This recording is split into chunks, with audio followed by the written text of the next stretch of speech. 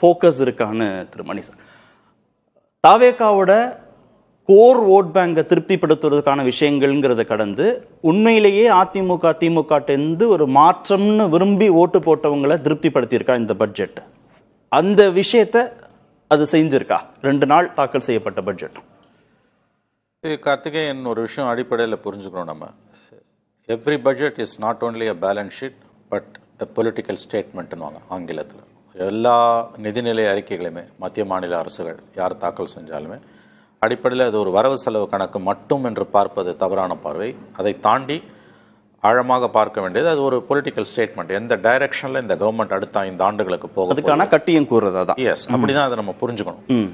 ரெண்டாவது, இது அடுத்த ஓராண்டுக்கான பட்ஜெட் என்பது தவறான பார்வை. அடுத்த 8 மாதங்களுக்கான பட்ஜெட் இது. ஏன்னு கேட்டிங்கன்னா, நம்முடைய எலக்ட்ரல் சைக்கிள் வந்து ஏப்ரல் மே எவ்ரி 5 இயர்ஸ். அது கரெக்டாக நமக்கு 35 ஆண்டுகளாக வந்து கொண்டிருக்கிறது. மார்ச் மாதம் வர வேண்டிய பட்ஜெட் அவங்க இடைக்கால அறிக்கை போட்டுட்டு போயிடுவாங்க every government at the end of 5 years.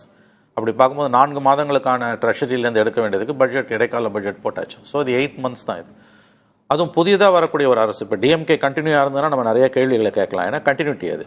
இது புதுசாக வந்திருக்காங்க. புதுசாக வந்திருக்கும் போது முதல்ல அவங்களுக்கு எல்லாம் புரியணும். ரெண்டாவது வந்து உங்களுக்கு இது ஒரு 8 மாதங்களுக்கான ஒரு ஸ்டேட்மெண்ட்டாக தான் நம்ம பார்க்க வேண்டியிருக்கு.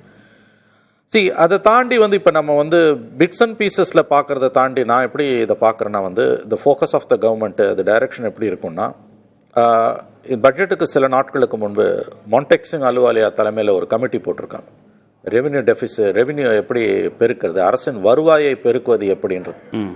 That's a catch. அங்கே தான் வந்து விஷயம் இருக்குன்னு நான் பார்க்குறேன். ஏன்னா மான்டெக் சிங் அலுவாலியா வந்து தனியார் மயமாக்கத்தோட இந்தியாவில் சிற்பிகளில் ஒருவர் என்று அறியப்படுபவர். டாக்டர் மன்மோகன் சிங் காலத்திலிருந்து அதன் பிறகு பிளானிங் கமிஷன் சேர்மனாக இருந்தார். மான்டெக் சிங் அலுவாலியா வராருன்னா அது கண்டிப்பாக சிதம்பரத்தோட இன்ஃப்ளூயன்ஸ் இருக்குன்றதுக்கான ஒரு அடையாளம். அதுதான் எனக்கு வந்து மெசேஜாக படுது. ஸோ இந்த கவர்மெண்ட் அடுத்த சில ஆண்டுகளில் அடுத்த பட்ஜெட்டில் அதுக்கு அடுத்த பட்ஜெட்டில் தான் ஃபோக்கஸே நமக்கு தெரிய வரும்.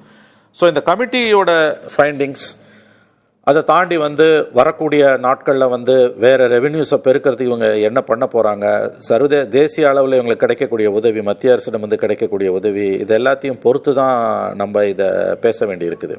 ஏன்னா ஒரு விஷயம் அவங்க தெளிவாக இருக்காங்க. ஃபினான்ஸ் மினிஸ்டர் சொன்னதா தகவல் என்னென்னா வந்து இந்த வாக்குறுதிகளை பொறுத்த வரைக்கும் 2 ஆண்டுகளுக்கு பிறகு நிதிநிலை சீரான பிறகு தான் நாங்கள் கொடுப்போம்னு சொல்லியிருக்காங்க. இப்போ இருக்கக்கூடிய மாநில அரசு நிதிநிலையை கவனத்தில் வைத்து பார்க்கும் பொழுது இந்த முதல் பட்ஜெட் வந்து நாட் அ பேட் ஒன், அப்படி தான் நான் பார்க்குறேன் இதை வந்து. ஏன்னா இந்த சுச்சுவேஷனில் அப்படி தான் நம்ம இதை பார்க்க வேண்டியிருக்கு. அவர் பிரியன் சொன்னார் கடன் வாங்குறத பற்றியெல்லாம், அது பொலிட்டிக்கல் ஸ்டேட்மெண்ட். அது எல்லா கவர்மெண்ட்டும் அப்படி தான், எல்லா கட்சிகளும் அது அப்படி தான் பேசுவாங்க. வந்து உட்காரும் போதும் அவங்களுக்கு தெரிய போகுது. இப்போ டாஸ்மாகை பொறுத்த வரைக்கும் நீங்கள் பார்த்தீங்கன்னா வந்து அதை தனியார் மயமாக்குவதற்கான முயற்சிகள், ஏன்னா ரெவென்யூ சோர்ஸஸ் இப்போ இருக்கிறதுக்குன்னு சொல்கிறாங்க. அடுத்த பெரிய ஏரியா உங்களுக்கு டிரான்ஸ்போர்ட் கார்பரேஷன்ஸ்.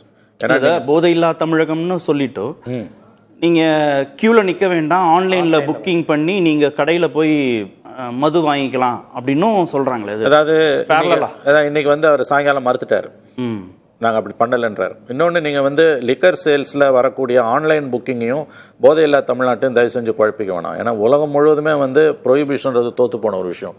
தமிழ்நாட்டில் நடக்கிற மாதிரியான அட்டுழியம் டாஸ்மாக் சேல்ஸில் இந்தியாவில் எந்த மாநிலத்திலையும் கிடையாது. அரசுக்கு வர வேண்டிய வருவாய் வெளியில் சுற்றுது. நான் பல முறை சொல்லியிருக்கேன். மே 22 அன்றைய நிதியமைச்சர் பிடிஆர் பழனிவேல் தியாகராஜன் அவர்கள் அரசுக்கு வர வேண்டிய பணம் கிட்டத்தட்ட 20,000 கோடி சிஸ்டத்துக்குள்ளே வராமல் வெளியில் இருக்குனார். அதை சொல்லிட்டு அதுக்கு பிறகு 3 வருஷம் அந்த கவர்மெண்ட் தான் இருந்தது, 4 வருஷம் இருந்தது. அவங்களாலே உள்ளே கொண்டு வர முடியல. ஆகவே டாஸ்மாக் மாதிரியான விஷயங்களில் வந்து மேற்கொள்ளக்கூடிய எல்லா மாற்றங்களுமே வந்து வரவேற்கத்தக்கவை தான். ஆகவே இன்றைய சூழலில் இப்போ இருக்கக்கூடிய நிதிநிலையின் அடிப்படையில் பார்க்கும்பொழுது ஃபஸ்ட்டு பட்ஜெட், அது 8 மாதத்துக்கான பட்ஜெட்டு தான் இதில் வந்து பெரிய அளவுக்கு குறை காண்பதற்கு எதுவும் இருக்குதா எனக்கு தெரியல. பல ஸ்கீம்ஸை வந்து அவங்க வந்து கலைஞர் பீரியடில், ஸ்டாலின் பீரியடில், ஜெயலலிதா பீரியடில் இருந்ததை பேர் மாற்றி இம்ப்ளிமெண்ட் பண்ணுறாங்க. வேறு எதுவும் பண்ண முடியல இப்போதைக்கு இருக்கக்கூடிய சூழல். அதுதான் முக்கியமான சில விஷயங்கள்னு பார்த்தீங்கன்னா, இந்த ஏஐசிடி கொண்டு வரது, அதற்கான நிதி உதவி, அந்த ஃபோக்கஸ் இருக்குது. அப்புறம் அந்த புற்றுநோய் மையங்கள், அந்த மாதிரியான விஷயங்கள். ஒரு புது கவர்மெண்ட் வந்திருக்குது, செகண்ட் ஆர் தேர்ட் பட்ஜெட் தான் வந்து ஃபோக்கஸ் எப்படின்றது தெரியல. அந்த புது கவர்மெண்ட்ங்கிற அந்த அட்வான்டேஜோ அந்த அட்வான்டேஜ் கூட சொல்லல, இல்ல அதை நம்ம கொடுக்கலாம், அதுல ஒன்றும் பிரச்சனை இல்லை. அதுல அடிப்படையான சில கூறுகள் இருக்குல்ல. இப்போ வேளாண் பட்ஜெட்னா கரும்பு நெல்லுக்கான கொள்முதல் விலை அப்படிங்கிறது எந்த கவர்மெண்ட் வந்தாலும், அது புது கவர்மெண்ட்டோ யாரோ, கொள்முதல் விலைங்கிறத சொல்லணும். வேளாண் பட்ஜெட்ல நம்ம பற்றி எரியக்கூடிய பிரச்சனை காவிரி மேகதாது அது சம்பந்தமான இஷ்யூவை நீங்க பேசணும். முழு பயிர் கடன் தள்ளுபடி அப்படிங்கிறத அதை வந்து நம்ம பேசணும். சூப்பர் எல்னினோ 12 மாவட்டங்கள் பாதிக்கப்படுதுன்னா அதற்கான ஸ்கீம் என்ன? வெறும் மாவட்ட ஆட்சித்தலைவர் மட்டும் அதை பார்த்துக்க போறாரா, இல்ல ஸ்டேட் வைடு அதுக்கான பிளான் இருக்கா அப்படிங்கிறத பேசணும். இப்ப இதுக்கு வந்து நம்ம புது கவர்மெண்ட் அவங்க கத்துக்கட்டும் ப்ரிவிலேஜ் அட்வான்டேஜ் எல்லாம் சொல்ற அளவுக்கு இல்லையே, நிலைமை ரொம்ப கைமீறி போயிடுச்சு. இது நீங்க இப்ப சொன்ன இந்த விஷயங்கள் எல்லாமே சீரியஸான இஷ்யூஸ். அதுல வந்து பயிர்க்கடன் தள்ளுபடி எல்லா கவர்மெண்ட்டுமே பேசுறது ஒண்ணு செய்யறது ஒண்ணுதான். அதுல இந்த கவர்மெண்ட் மட்டும் குறை சொல்ல முடியாது. பட் நீங்க சொன்ன மற்ற விஷயங்கள் இருக்கு பாருங்க. அது வந்து எல்னினோ ஆண்டுன்னு சொல்லி ஏற்கனவே 12 மாவட்டங்கள் வந்து ரேடார்ல இருக்குது. மத்திய அரசு ஏற்கனவே எச்சரிக்கை விடுத்து மாநில அரசு குழுவை அமைத்து அவங்க மேனேஜ் பண்ணிட்டு இருக்காங்க ஆக்சுவலா. ஆனா அது பட்ஜெட் பேப்பர்ல இல்லாததான் பிரச்சனை. இங்க தான் வந்து அந்த பொலிட்டிக்கல் எக்ஸ்பீரியன்ஸ் இல்லைன்றதை காட்டுது. சரி, அவங்க செய்யறத கூட அவங்களால சொல்ல முடியல. இது பேசிக்ல அதுதான் நான் சொல்ல வரேன். கொள்முதல் விலை இல்ல இந்த எல்னினோ ஆண்டை பொறுத்த வரைக்கும் அது நீங்க சொன்னது ரொம்ப முக்கியமான பாயிண்ட். ஏற்கனவே 2 மாதங்களுக்கு முன்பே எச்சரிக்கை விடுக்கப்பட்டு விட்டது. மாநில அரசும் ஒரு குழுவை போட்டு இருக்கிறது. இவங்க எடுக்கக்கூடிய முயற்சிகளை பத்தி கூட வந்து தாங்கள் செய்வதை பற்றி கூட அரசால பட்ஜெட்ன்றது நான் சொன்ன மாதிரி பொலிட்டிக்கல் ஒரு நாள் அதை கூட செய்ய முடியல. அதுக்குன்னு ஒரு நாள் ஒதுக்குறோம். வேளாண் அதுதாங்க சொல்ல ஒரு நாள் ஒதுக்குறோம். இல்லங்க, இந்த இடத்துல தான் வந்து உங்களுக்கு அந்த பொலிட்டிக்கல் இன்எக்ஸ்பீரியன்ஸ் வருது. வெறுமனே இந்த பட்ஜெட் ப்ரிப்பரேஷன்ஸை அதிகாரிகள் கிட்ட மட்டும் கொடுத்தீங்கன்னா வரக்கூடிய கோளாறு இது.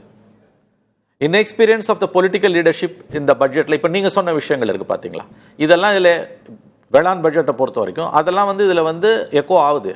மேபி அடுத்த ஆண்டுகளில் அது சரி செய்யப்படலாம். நான் அப்படிதான் அதை பார்க்குறேன். நீங்கள் சொல்றது எதையுமே நான் மறுக்கல.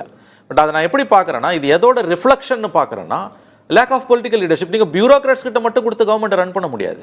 அதில் வரக்கூடிய கோளாறு இது. அப்புறம் இந்த இந்த கரும்பு மற்றும் அந்த இன்னொரு இது என்ன சொன்னீங்க, நெல் இந்த விலை, இதை பத்தி தட்ஸ் a serious issue. கொள்முதல் விலை. ஆமா, கொள்முதல் விலையை பத்தி நீங்க பேசாம எப்படி வந்து இது பண்ண முடியும்? பிரச்சனையே இதுதான் கார்த்திகேயன். நீங்க உங்களோட டைரக்ஷன் என்ன, அதை விட முக்கியமா பொலிட்டிக்கல் லீடர்ஷிப்போட அந்த கைடன்ஸ் இல்லைன்னா எப்படி குறைகள் வரும்ன்றதுக்கான எடுத்துக்காட்டு தான் இது. அப்படிதான் நான் இதை பார்க்குறேன். ஓகே.